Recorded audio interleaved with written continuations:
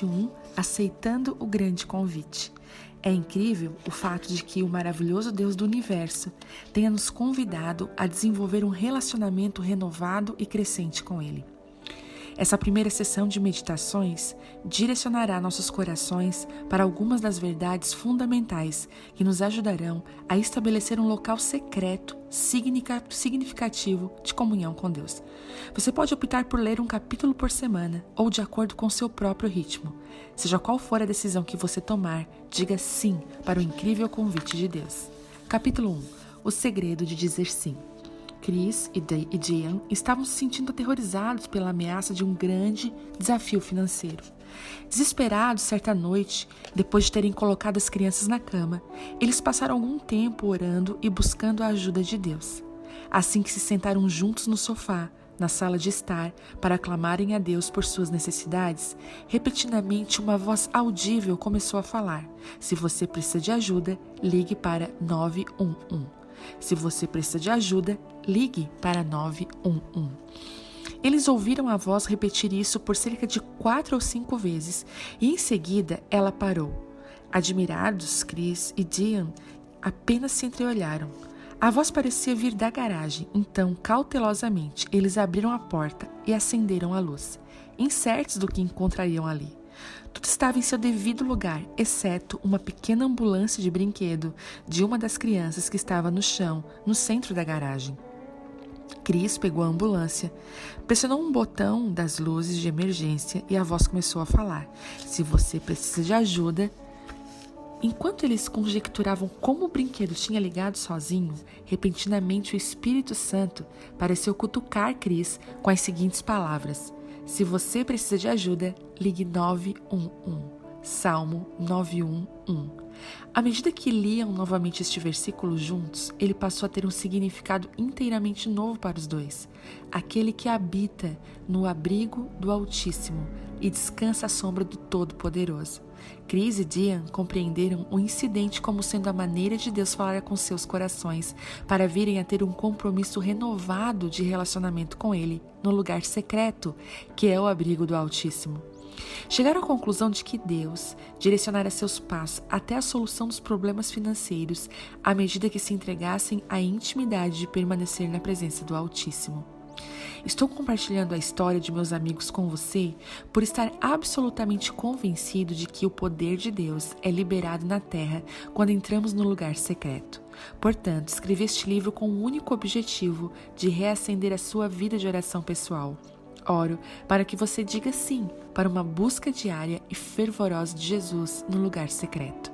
A minha oração é que a cada devocional você tenha um momento de renovação e passe a ter a fascinação santa por buscar a grande pérola da essência humana, um relacionamento pessoal, íntimo, apaixonado e avivado com o glorioso Criador do Universo. Um dos maiores segredos de nossa fé é a bem-aventurança. É a alegria de cultivar uma vida de intimidade com Deus. Imagine o absoluto deleite de usufruir disso ainda aqui na terra. Você se retira para um lugar silencioso, com a porta fechada, se ajeita numa posição confortável, abre a palavra viva de Deus com o próprio Jesus ao seu lado e o Espírito Santo gentilmente lavando seu coração.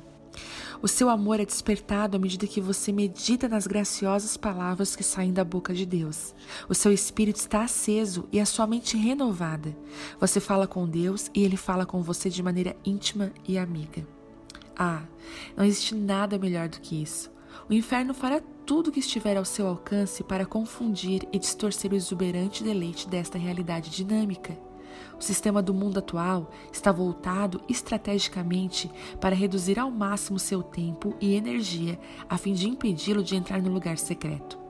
A igreja normalmente concentra a maior parte de sua energia para manter os santos ocupados e, relativamente, parece existir poucos cristãos cuja vida de intimidade com Deus seja tão vibrante a ponto de contagiar outras pessoas, levando-as a desejarem seguir o seu exemplo. Eu me identifico intimamente com a dor de inúmeros crentes que têm a convicção de que o lugar secreto é vital para uma vida de superação e se esforçam regularmente para entrar nele como estilo de vida diário. Eu sei como é viver abaixo do nível de uma caminhada cristã. Poderia ser e ainda se sentir quase sem forças para mudar alguma coisa. Eu me vi voltando persistentemente para as fontes que não eram nenhuma fonte. Num dia exaustivo, quando desejei me revitalizar, decidi assistir televisão, achando que sua programação iria me renovar, e acabei vazio pela 1000ª vez. Ou quando fui ao culto em uma determinada igreja, com a esperança de que o caminhar com Deus do pastor infundiria em mim uma energia nova para a jornada. Mas no fundo, eu sabia que os sermões e os ensinamentos, embora edificantes, nunca poderiam substituir o poder que existe quando nós sentamos aos pés de Deus e ouvimos falar conosco. Não precisamos acrescentar outra palavra de condenação às críticas que todos nós conhecemos tão bem. O que nós precisamos, em vez disso, é elevar os nossos olhos para a gloriosa esperança que já carregamos dentro de nós. Meu desejo é que eu possa compartilhar alguns segredos, lições que aprendi principalmente por ter feito a coisa errada primeiro, para capacitá-lo a ir em direção ao objetivo da chamada para o alto de Deus em Cristo. Quando aprendemos a habitar no lugar secreto, no abrigo do Altíssimo, nos posicionamos para descobrir a chave para a fertilidade do reino verdadeiro. O poder reprodutivo é liberado na sombra do Todo-Poderoso. Um dos melhores exemplos dessa verdade na Bíblia é encontrado na vida de Cornélio, o primeiro gentil cristão. Cornélio era um homem devoto que tinha o compromisso de entrar no lugar secreto para orar. A sua piedade é descrita no livro de Atos em 4 partes. Ele dava esmolas regularmente aos pobres, tinha um estilo de vida santo, ele jejuava e entrava no lugar secreto para orar. Foi devido a essas 4 condutas que Deus encheu Cornélio e sua família com o Espírito Santo e os tornou as primícias de todos os cristãos gentios. Foi como se Deus dissesse: Cornélio, devido à sua convicção apaixonada de entrar no lugar secreto, sua vida é um exemplo que posso reproduzir nas nações. Portanto, estou designando-o como o primeiro gentil a receber o Espírito Santo, porque eu vou pegar a sua devoção ao lugar secreto e exportá-la para todas as nações da terra, tornando Cornélio o catalisador da redenção das nações. Deus estava dando um endosso poderoso à prioridade de Cornélio de cultivar uma vida de intimidade com ele. A efervescência da fertilidade de sua vida deve ter pegado até o próprio Cornélio desprevenido. Muitos dos que estão lendo este livro têm um chamado para testemunhar a vizinhança, a cidade e também as nações. À medida que você se dedicar a entrar no lugar secreto, ele fará nascer algo dentro de você que se espalhará no tempo de Deus aos 4 cantos da sua esfera. Este é um segredo incrível. O chamado de Deus, queimando dentro do seu peito, não poderá ser contido nem interrompido, à medida que você se dedicar à ardente paixão de comunhão íntima com aquele que ama a sua alma. Você não deseja juntamente comigo se apressar e avançar na direção de novas dimensões do poder e da glória do reino? A face do cristianismo é alterada de geração em geração por aqueles que descobrem o poder de entrar no lugar secreto. Eu oro para que, com essa leitura de cada página, você se junte a mim dizendo sim ao segredo dos séculos. Qual é este segredo? Algumas pessoas podem se perguntar. O lugar secreto é o segredo. Capítulo 2. O segredo da porta fechada. Mas quando você orar, vá para o seu quarto, feche a porta e ore ao seu pai que está em secreto. Então seu pai que vem em secreto o recompensará. Mateus 6,6. O próprio Jesus falou essas palavras abençoadas. Toda a Escritura é inspirada por Deus, mas todos os que seguem sempre encontram um deleite especial em dar atenção especial às palavras de Jesus. Quando Jesus ensinou sobre oração, deu bastante ênfase ao lugar secreto. Nos versículos seguintes, ele nos ensina como orar, mas primeiro nos ensina onde orar. Mateus 6,6 contém um segredo poderoso em relação ao lugar de oração. Mas antes de compartilhá-lo, deixe-me fazer algumas perguntas. Você luta frequentemente contra a sensação de estar desconectado de Deus? Você se esforça para sentir a presença de Deus quando ora? Deus parece estar distante de você?